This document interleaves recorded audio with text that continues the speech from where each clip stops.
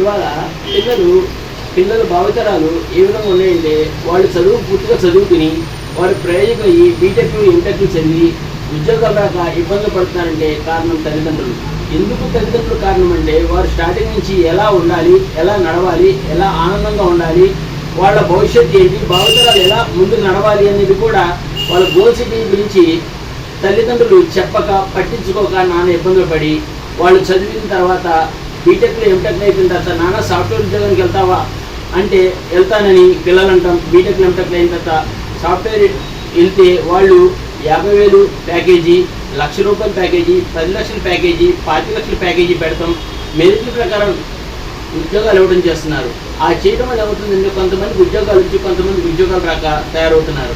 ఒక కాలేజీలో ఒక 100 మంది పిల్లలు ఉన్నారంటే 100 మంది పిల్లలు బీటెక్ ఎంటెక్ చదివి సాఫ్ట్వేర్ ఉద్యోగానికి వెళ్తే వాళ్ళకి ఉద్యోగాలు రాకపోతే దాంట్లో 10 మంది వాళ్ళ ఆలోచన పర్వాన్ని మార్చుకుని వాళ్ళ మైండ్ సెట్ని మార్చుకుని వాళ్ళు ఏం చేస్తున్నారంటే ఒక కంపెనీ పెట్టి ఆ కంపెనీకి సీఈఓగా ఒక పెద్ద మేనేజర్గా పెద్ద ఓనర్గా తయారయ్యి వాళ్ళు ఈ ఉన్న 90 మందిలో వాళ్ళకి నచ్చిన వాళ్ళని తీసుకుని వాళ్ళని జాబులుగా జాయిన్ చేసుకోవడం వల్ల కొంతమంది జాబులకు వెళ్ళి ఆ చాలి 30,000, 50,000, 60,000 జీతాలతో ముందుకు నడుస్తున్నారు.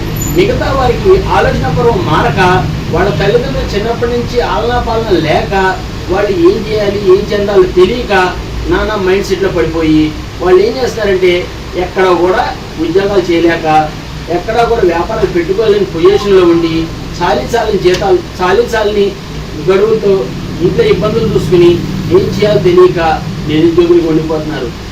ఒక ఊర్లో రామయ్య అనే కుర్రాడు, రామయ్య అనే పెద్ద ఆయన, సోమయ్య అనే పెద్ద ఆయన ఇద్దరు ఏం చేశారంటే, ఏమయ్యా రామయ్య, మీ అబ్బాయి ఏందో లేడు, బీటెక్ చదివాడండి, కానీ మా అబ్బాయికి ఉద్యోగం రాలేదండి, మా అబ్బాయి నిరుద్యోగంగా ఉండిపోయండి, ఎక్కడండి చిన్నప్పటి నుంచే పట్టించుకోలేదండి అని పెద్దయ్యాక తల్లిదండ్రులు బాధపడుతూ ఉంటారు. ఆ పిల్లలు పెద్దయ్యాక బాధపడే తల్లిదండ్రులు స్టార్టింగ్ నుంచి కూడా పిల్లలు ఏ విధంగా ముందుకెళ్ళాలి, పిల్లలు ఎలా చదువుకుంటున్నారు, పిల్లల బాధ్యత ఏంటి, పిల్లలు ముందుకు నడవడానికి వాళ్ళు నిరుద్యోగులుగా ఉండకుండా ఉండాలంటే ఎట్లాగా.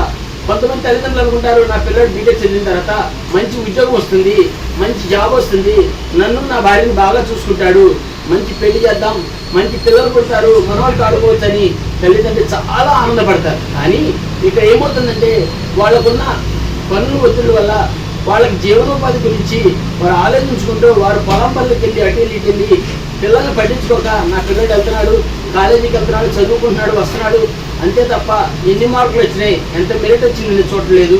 ఆ చూడకపోవడం వల్ల ఆ మెరిట్ ప్రకారం అక్కడ ఉద్యోగాలు వస్తున్నాయి. ఇక్కడ మెరిట్ లేకపోవడం వల్ల ఏమవుతుంది, పిల్లలు జీరో అయిపోయి అదే నిరుద్యోగులుగా తల్లిదండ్రులు వెనకాలే ఉండిపోతున్నారు. ఆ తల్లిదండ్రులు వెనకాల ఉండిపోవడం వల్ల ఈ రామయ్య సోమయ్య అనే వాళ్ళిద్దరూ మాట్లాడుకున్న సంభాషణలో ఏమైందంటే రామయ్య కొడుకు నిరుద్యోగంగా ఉండిపోయాడు, సోమయ్య కొడుకు ఒక కంపెనీ పెట్టుకుని కంపెనీకి ఓనర్ అయ్యి 100 మందికి ఉద్యోగాలు ఇచ్చి వాళ్ళకి జీతభత్యాలు ఇస్తున్నాడు. అంటే రామయ్య సోమయ్య కొడుకులిద్దరు ఒకే కాలేజీలో చదివారు, కానీ రామయ్య కొడుకు మైండ్ సెట్ ఆలోచన లేదు, సోమయ్య కొడుకు ఆలోచన పరంగా వెళ్ళాడు. ఆ విధంగా వెళ్ళడం వల్ల అతను కంపెనీ ఎండీ అయ్యాడు, ఇతను మామూలుగా నార్మల్గా నిరుద్యోగంగా ఇంట్లో ఉండిపోయాడు. ఆ విధానం రాకుండా ఉండాలంటే తల్లిదండ్రులు వారిని చిన్నప్పటి నుంచి పోషణ బాధ్యత, వాళ్ళు ఏం చదువుతున్నారు, ఎలా చదువుతున్నారు, కాలేజీకి వెళ్తున్నారు, కాలేజీలో ఏం నేర్చుకున్నారు, ఎన్ని మెరిట్ మార్కులు వచ్చినాయి ఆలోచించి వాళ్ళని సన్మార్గంలో చూసుకుంటే నిరుద్యోగం అనేది ఉండదు. నిరుద్యోగులుగా ఉండకుండా ఈ తల్లిదండ్రులు కొంతమంది ఏం చేస్తారంటే ఏదో తర్వాత చూసుకుంటున్నాళ్ళే, ఉండిపోనా ఇంకో ఉద్యోగం చూసుకుంటున్నాళ్ళే అంటారు. అలా కాకుండా వచ్చిన దాన్ని ముందు జాయిన్ అయిపో, వచ్చిన దాంట్లో ముందు రెడీ అవ్వు అని చెప్పి వాళ్ళని ఎంకరేజ్మెంట్ చేస్తే నిరుద్యోగ వృత్తి అనేది ఉండదు. నిరుద్యోగులు లేకుండా సమాజం హ్యాపీగా ఆనందంగా అందరూ వచ్చిన జీతము ₹100 అయితే దాంట్లో ₹50 ఏ విధంగా సేవ్ చేసుకోవాలి, ₹50 ఏ విధంగా ఖర్చు పెట్టుకోవాలి అనేది కూడా తెలిసి వాళ్ళు ముందుకు నడుస్తారు. వాళ్ళ గోల్ సెట్టింగ్ మారుతుంది. గోల్ సెట్టింగ్ మారాలి అంటే వాళ్ళ మైండ్ మీద మారాలంటే చిన్నప్పటి నుంచి తల్లిదండ్రులు చేసే విధానమే గోల్ సెట్టింగ్.